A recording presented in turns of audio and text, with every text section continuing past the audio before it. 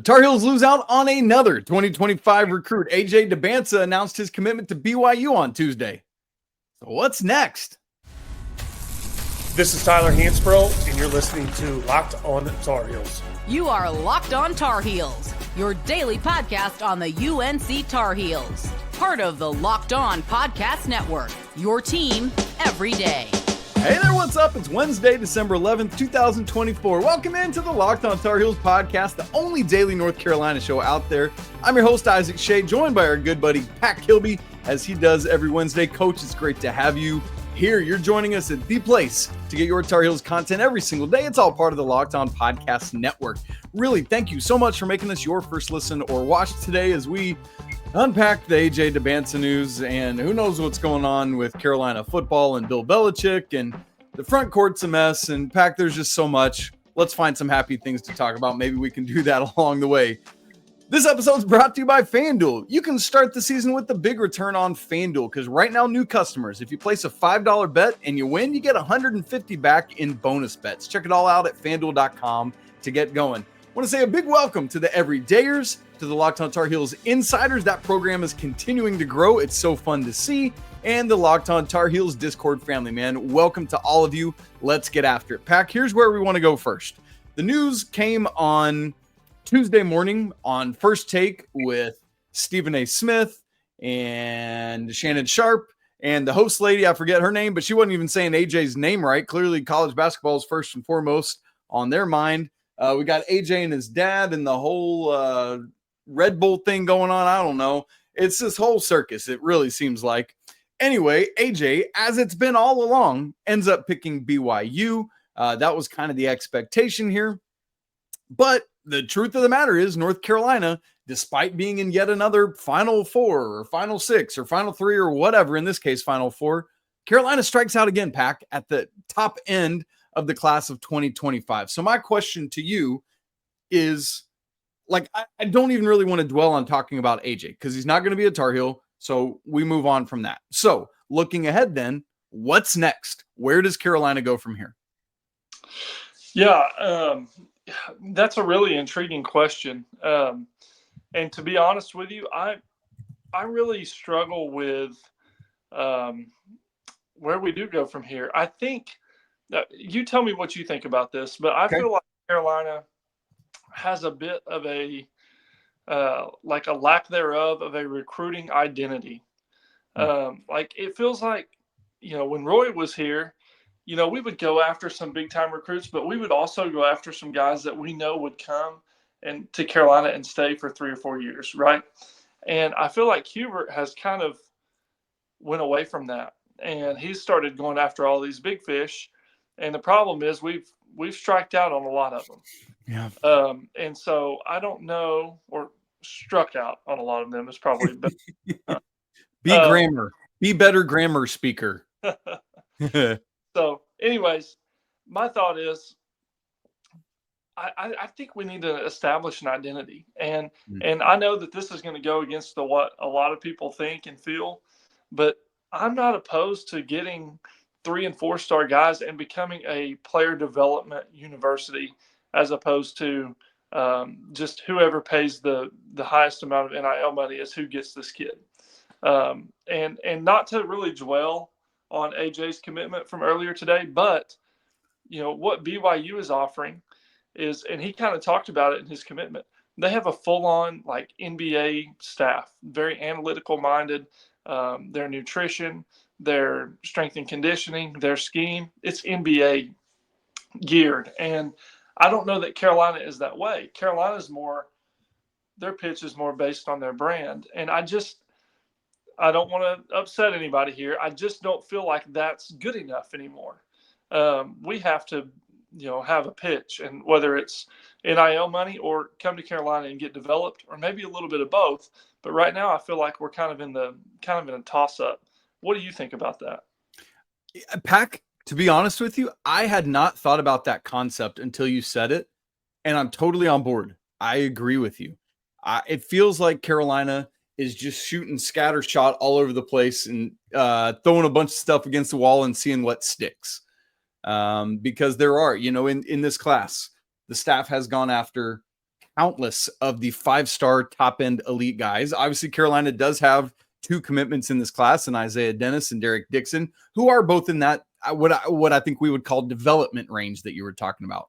So they've got a couple of those guys, but they only really went in that direction after it became clear that they weren't going to land the elite guys, right? So that wasn't the starting point. That wasn't where Carolina went first, which is what you're talking about doing. Carolina has also been utilizing the transfer portal. But when you think about these various things and spending the biggest money on the biggest whatever, I feel like that's unsustainable because you're, unless people are like, we're going to give you all the money in the world because there's no salary cap and you can do whatever you want. That's great. But it doesn't seem like that's what's happening, and it's not what is going to happen. And so I think, Pac, you're absolutely right that in the same way that Carolina establishes identity in who they are, like when you think Carolina basketball, you think secondary break. When you think Carolina basketball, you think we run, we rebound, we, et cetera, et cetera.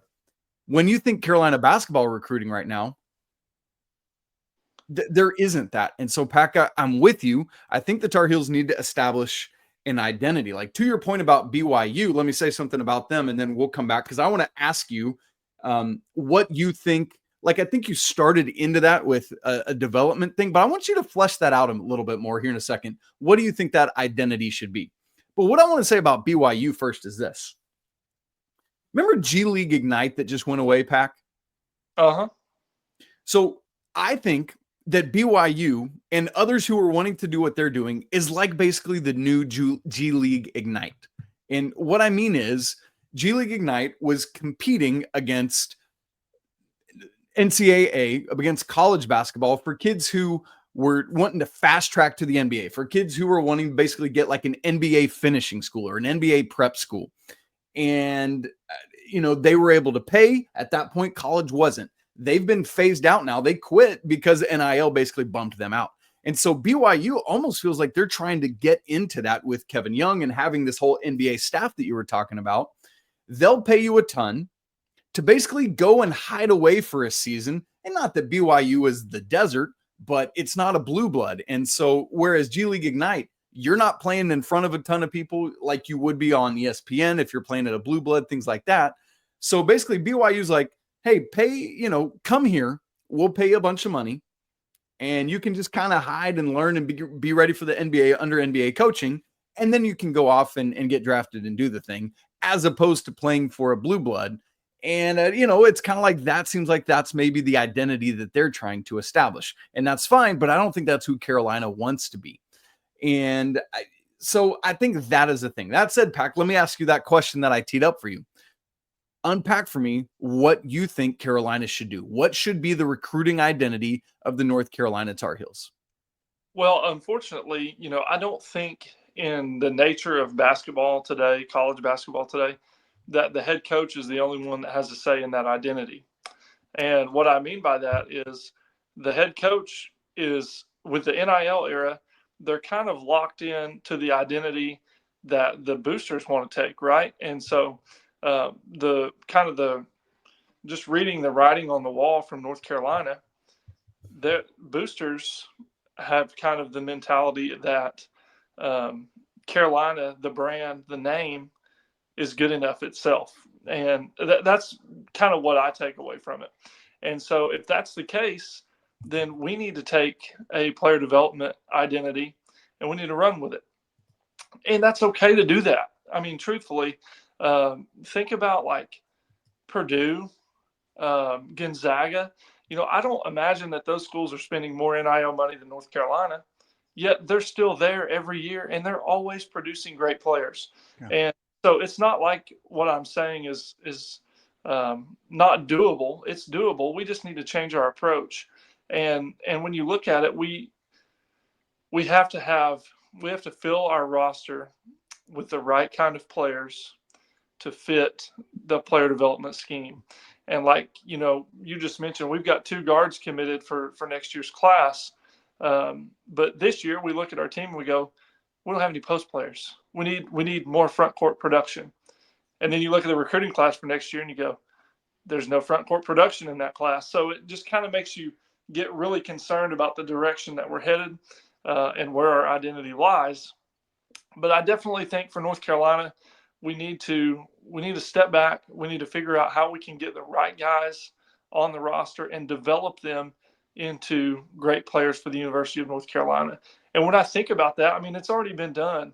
Roy got some great guys, absolutely, but think about the Theo Pinsons, the Joel Berries, the Marcus Pages, the Luke Mays. Like, those weren't top end guys coming out of high school. I mean, they were highly rated. Theo was a 5. He was like 10th in the class. That's true, but I don't think anyone was like, man, this guy's one and done. His offense exactly right. So far behind.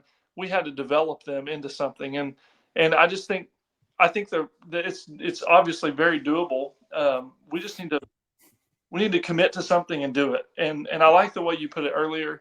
It feels like we're just slinging stuff on the walls and figuring out what sticks. And I genuinely do feel that way because when you look at the pieces we have coming in, it doesn't match what we need to fill weaknesses. And so we've got to find that identity and we've got to lock into it. What's interesting, Pac, you mentioned one of them. There are 2 schools in the power conference structure that did not take a single transfer this year. And I'm not saying that's what Carolina should do. I'm just saying that's the identity they've established. You mentioned one of them, it's Purdue. The other is Marquette. Those 2 teams are ranked 6th and 11th in the AP poll this year. And that comes in a year that we all expected to be a rebuild for both of those programs. Purdue, after losing Zach Edey, losing a player like Mason Gillis to transfer portal and Duke, and then Marquette, who lost both Tyler Kolek and Oso Ighodaro, their 2 most important players, similar to Purdue and Zach Edey. And yet, Pac, here they are, sustained in the top 11 of the AP poll in week 6, right? It's not just some like, oh, we think they might be good at the beginning of the season. No, they've worked their way up to this point because they are these programs right now that are developing and preparing young men that have already been within their program. And so I think there's a lot to what you're saying there, and I can really get behind it. So the problem, though, is, as you mentioned, there's a front court issue this year. We can't even start to really get ahead to next year because we got to figure out what's going on this year. We have a conversation we want to have about the front court, how to start getting them more involved. Joel Berry, JB2, he's got some thoughts on it. We want to unpack those here in just a second. Right after I tell you about FanDuel, get ready to tackle the NFL action with FanDuel. It's America's #1 sportsbook because right now, new customers who place a $5 bet, if it wins, you get $150 back in bonus bets. That was crazy. The FanDuel Sportsbook app gives you everything you need to place live bets on the NFL all in one place. So maybe you're watching a game, you get a hunch in real time. Well, what's cool is you can go check out live stats, view the live play-by-play, so much more right there on that same exact page where you placed your bets. How about National Player of the Year for college basketball? RJ has fallen all the way into a tie for 6th with Hunter Dickinson, who preseason was #1, by the way, in these odds. They're both sitting at plus 5,500, 5,500. Right now, #1 is Cooper Flagg. Why it's not Janai Broom is beyond me. I think they're trying to sucker people in to getting some Cooper Flagg bets and good money. So if you want to find some better odds, man, you can certainly check that out at FanDuel.com today. Never waste a hunch. Make every moment more with FanDuel, an official sportsbook partner of the NFL. Pac Kilby, the Tar Heels have an issue. And that issue is there is no one in the front court to scare any opposition. What does that mean? It's kind of what happened a couple years ago when there was no backcourt to scare people. So everyone like just dug in on Armando and was like, cool, try to beat us shooting. And Carolina couldn't. This year's the opposite. Everyone's like, there's nobody in the front court that scares us. So we're not helping off of RJ. We're not helping off of Seth or Elliot or whatever it is. Pac, my question is, how can Carolina get the front court involved in what's going on? As you think about that answer, I want to read a quote that you and I were looking at earlier from Joel Berry. It's actually from a video that someone shared with me. Joel said this. It's a little bit longer. Bear with me. Quote, "We do have big men. What I'm noticing is that our big men are posting up. We had it, like when he was playing, we had it to when if you saw the North Carolina on the front of the jersey and you saw the numbers, you had to at least throw the ball in there, an entry pass, we call it. I think our guards can do a better job of getting the ball down there, because what's happening now is North Carolina is becoming very predictable. Pac, put a pin in that because I want to come back to it. There were a couple times in the last game against Georgia Tech where Van Allen Lubin was posting up, Jalen Washington was posting up. Just give them a look. J-Wash has a nice little turnaround jumper that can be utilized. Van Allen Lubin has played on this level. He understands how to post up. Just getting the ball down there gives defenses a different look. I think our guards need to do a better job of that. So, Pac, multiple things I want to unpack from that. First off, do you agree with that last statement from Joel that the guards need to do a better job of at least making these entry passes into the bigs? Yeah, I think I do. And I was really thinking on that. You know, Isaac had sent me that quote earlier in the day, and now I've really been thinking about it. And here's the thing about it. So none of our post players are really threats, like in my mind anyways. They're not really back to the basket scoring threats. But even like when I coach my own teams and like the scheme that we employ, we run multiple different actions to get paint touches. And then we play off of that because paint touches collapse the defense. And I do think in a lot of ways we've become kind of one-dimensional. Yeah. We've kind of been I like the way Joel Berry put it about giving the defense a different look, right? Yes, so, yes, that was a great phrase. Paint touches, collapsing defenses that way, finding shooters from inside out, or maybe even just like he mentioned, utilizing Jake Wash's turnaround fader, getting Van Allen to get a little one dribble drop step and finish around the rim some. You know, those are high percentage looks, and so. I definitely think we could do more of that. And he's right. There are a lot of times they do go in there and post up and we kind of overlook it and we're just trying to create on our own. And so we need to hit them with the ball a little bit more. But also I do want to add this too. This is kind of a trend I've been noticing. I feel like for North Carolina or nationally, I just want to get the context before you say it. From North Carolina. Okay, go ahead. Like, Hubert's first year, I feel like all we did was run sets. I mean, we were just come down. We were half court heavy offense, and our pace was a lot slower than we were used to. But then, kind of as the years have progressed, he's wanted to play faster, and we've gotten away more and more from those sets each year, especially this year. I don't feel like we've been running. That's a good point. A ton of action. And I think we could probably find ourselves being just a little bit more productive if we did do some more of that. Pace is great. Yes, we want that. But when we don't get something, we need some actions to get us going. And I don't think it would be an awful idea for us to get some paint touch actions in there or post touch actions in there and just see what we can create off of that. And heck, I mean, truthfully, what do we have to lose from it right now? Thank you. Yeah, so it's worth a shot. But I do think there's some truth to what Joel Berry's saying. I like where you went with that, Pac, because it really does feel. I hadn't really thought of it in that way or thought of it through that lens. But with all the transition buckets that Carolina's trying to get, it feels like when that doesn't come to fruition, that Carolina kind of goes stagnant and. Is just kind of floating the ball around the perimeter. And it's like, all right, I'll drive. All right, I'll jack up a three, whatever. And it's like, once fast break breaks down, either get to secondary or let's run something intentionally. And I like your thought of like, it's not going to be in Carolina's best interest to just go with traditional entry pass, see if somebody can make a move in the paint, because that's not going to work at the same level it would with a Baycott or a Hansbrough or a Deion Thompson or a John Henson or whoever you want to go with, right?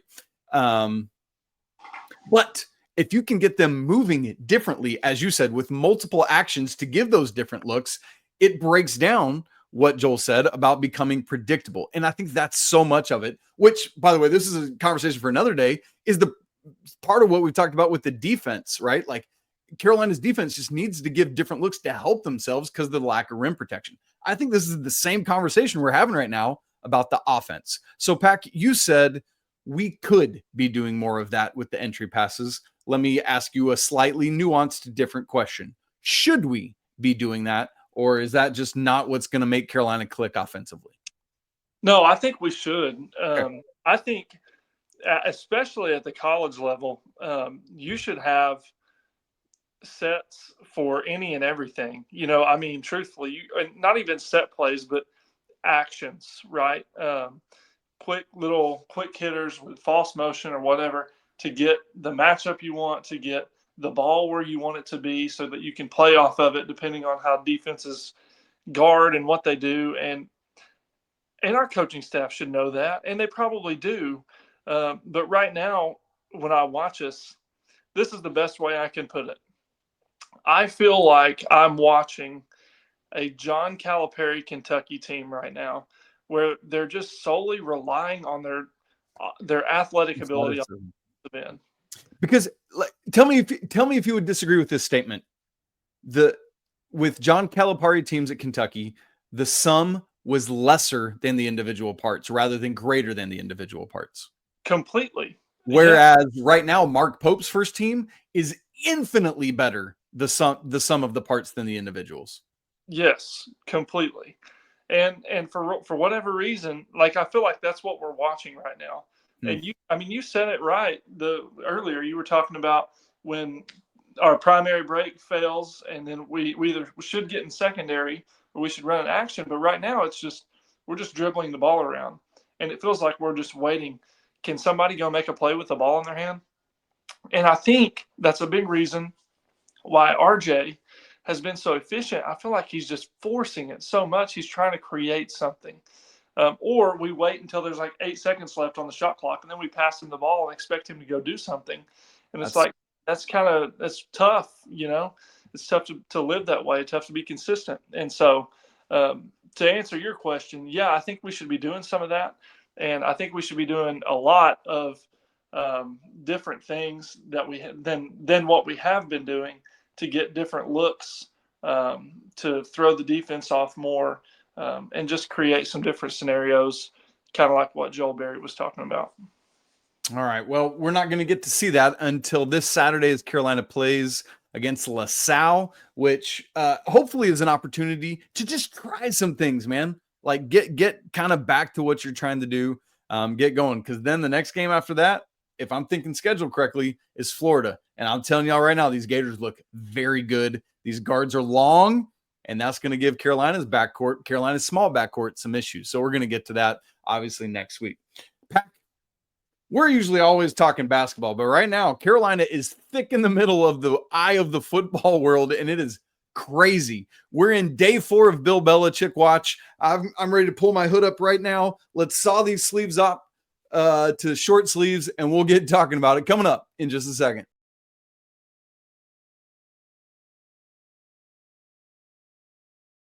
Pac, this Bill Belichick situation has been wild. I mean, you could give it any sort of crazy adjective and it would be true. It's been so fluid. We're waiting on him. No, he's waiting on us. No, whatever. And demands and 400-page football Bible and all this money and Pac, whatever. Until something's done, like it's just flying. Like every Carolina message board and group chat and Twitter group and everything that I'm part of is just blowing up all day long. My wrist, my watch is ringing. I'm at 3% battery right now. It's been going off so much today. So let me start with this question. This came from our guy, Michael Shadron, who's one of the Locked On Tar Heels insiders. Make sure you join that, folks, where you get priority for questions like this and in mailbags and other stuff. Shadron says this: since it looks like we're inching closer to a Belichick hiring, which might happen today, Wednesday, who knows? What kind of impact do you think he can make on the football program? Do you think he can build a college football playoff contender within a few years? Pac, your take on those questions. So I got to be the first person to say, and Isaac, me and you have talked about this, when this rumor first started to make waves, I was like, please no. I mean, you did. You were out. You were out. I was. And I was like, how is it much different than Mac Brown? It's an older guy. And even with Belichick, he hasn't had a ton of college football experience. He hasn't had any college football experience that I know of. He has, right? I don't know. I don't know. You keep talking. I can't remember. Long time. I was too busy pulling up my sleeves to make them short sleeve like my man Billy B. Let's go. So the point is I was just really concerned about it. But the more I think about it, the more totally on board I am. And I think he can make a huge difference. And just listening, I listened to him talk on the Pat McAfee show. And he sold me on that. And he just sounded like, he was going to instill discipline, culture, NFL level strength and conditioning, NFL level scheme, NFL level nutrition. Like, it's not that Carolina hasn't been good at those things, but you just know the standard for Bill Belichick and the staff that he would bring and the commitment that he would require from the school in order to come to be the head coach here is going to take Carolina up a notch, at least in football. And then so that was like kind of how I was thinking about the ceiling of all this. But then I started thinking about the floor. And I'm going, at the very worst, if Bill Belichick stays 2 or 3 years and he doesn't work out, I genuinely believe he's going to leave the football program much better place than he found it. Because it's Bill Belichick, right? I mean, he is the best. Maybe you can make an argument for Nick Saban. He's the best football coach of all time. He's going to come in here and make an impact. And if he's coming, that means that the school's made a serious commitment to him. So I think he's going to leave the program better than he found it. And I feel good about his hiring if we do end up getting him. Pac, I you know what? I never mind saying you were right and I was wrong. No college coaching experience for Coach Belichick at all. It was his dad I was thinking about, who was in college most of his career. Let me ask you this. I thought about this earlier on Tuesday, and it was a wrinkle I hadn't really thought of. But I think there is part of it that's a real thing. If it's the same if he used on the Pat McAfee show the other day, if this move happens, and if it does with Coach Belichick at the helm, make Carolina more of a legitimate football entity, Carolina is already, if not the most desirable ACC school, top 2 or 3 in terms of conference realignment. We've heard that time and time and time again. Bill Belichick legitimizing North Carolina as a football entity only takes that up another notch, where Carolina now becomes even more desirable to the SEC or Big Ten. I put this out on Twitter earlier on Tuesday, and people were saying Carolina's already desirable. And I was like, that's not the point. I said even more desirable than they already are, right? I'm saying Carolina's already there, and this would just shoot it to the moon even more, in my opinion. Agree or disagree? No, I completely agree. And I think, I don't think we're too far off from that. And I know some people might call me crazy. Conference realignment's not done. And if you think it is, I think you're crazy, because I think it's coming. And the thing is Carolina, we want to be desirable for that. I mean, you just look at the growth that these SEC basketball programs have had in the last couple of years. I mean, the amount of funds that's coming into those schools just from playing in the SEC or the Big Ten is substantially more than the ACC. And so we want to position ourselves even more so than we already are to be contenders for those spots within those conferences.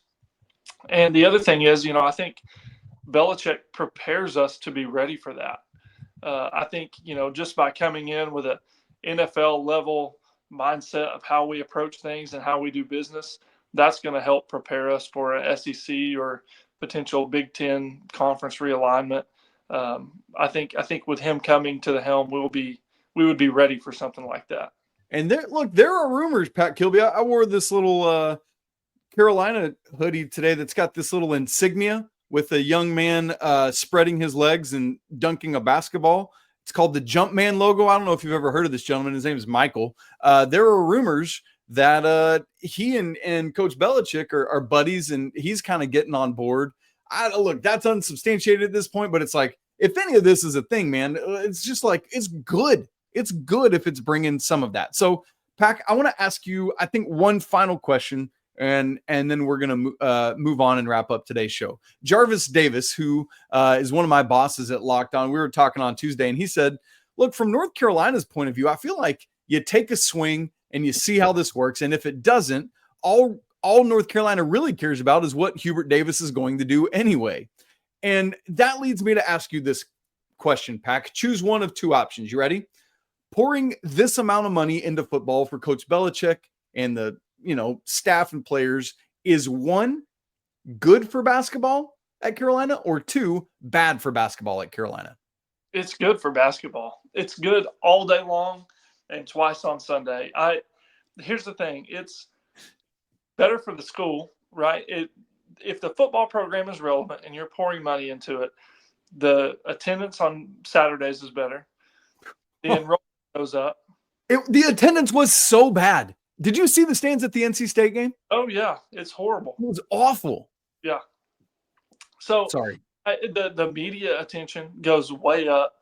And here's the thing. If Belichick, if you swing and you hit and bring success breeds success. And, go look at Alabama and ask them, are they comfortable with the amount of investment that they've poured into their football program and how much? For them, it's the opposite. Are they comfortable with the amount of money they've poured into basketball? Is it hurting their football? Oh, absolutely not. Think about how awesome they have it right now. They've got a top basketball program, a top football program, a top softball program, a top baseball. They've got it going on right now, and they're not afraid to pour money into it. And I think Carolina needs to take that approach, because success breeds success through all of your athletic programs, and it pours success into your school whenever athletics is on the up and up. So I think it's well worth the investment. Well, and Pac, whatever's going to happen, it's got to get done quickly, because Carolina continues to lose dudes with the transfer portal. The third of the 5 starting offensive linemen entered the transfer portal on Tuesday. Howard Sampson, Travis Shaw, one of the defenders who's really come along this year, entered the transfer portal. These dudes could all come back if they wanted to and if Carolina wants them, but you got to do something before they wind up going somewhere else. So really interesting conversation. And we carry on with Belichick watch. We need to give it a name, like Deflategate or something like that. I don't know what it's going to be, but we got to come up with something for this Pack, because it's interminable at this point. And I got to go on a vacation in a couple days. I can't be trying to cover all this. They got to get this squared away, man. I got no time for all this. All right, folks, thanks so much for tuning into the show today. Been fun to chat basketball and football and all this great stuff. If you haven't subscribed to the show on both YouTube and audio, make sure you do so you don't miss a second of Locked On Tar Heels. If you haven't joined our Locked On Tar Heels Insiders we were talking about earlier, man, we would love for you to do that. The link for that's in the show notes. A great way to help support the show. Lots of great perks as well. And if you haven't joined the Locked On Tar Heels Discord, man, we'd love to have you there. That one's free, and the link is in the show notes. Pac, you know the truth. It's always a great day to be a Tar Heel, even when it's a crazy day to be a Tar Heel, right? Folks, we'll talk again tomorrow, but until then, my man Pac, tell them. Peace.